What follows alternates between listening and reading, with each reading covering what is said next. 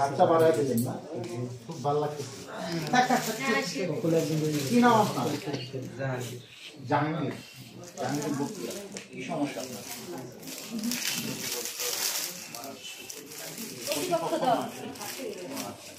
যাই হোক, মন খারাপ করবেন না।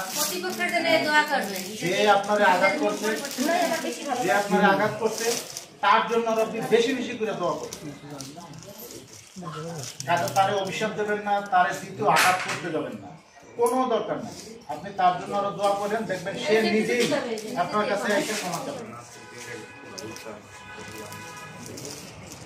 যাই হোক, দুঃখ করার কিছু নাই।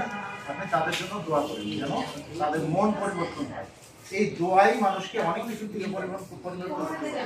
অনেক ছেলে পেলে আমরা দেখেছি যারা মদ খায়, হ্যাঁ, আজকে সে মদ খায় না, আমাদের পিছনে ঘুরে। হ্যাঁ, অনেক ছেলে পেলে দেখছি দোকানে বসে তারা আড্ডা মারে, অথচ তাদের বুঝাইতে বুঝাইতে এখন আমাদের সাথে তারা এই কাজ করে। তাহলে এই মুখ দিয়ে অনেক কিছু করা যায় না? কাজেই ওদেরকে ক্ষমা করে দেন। হ্যাঁ,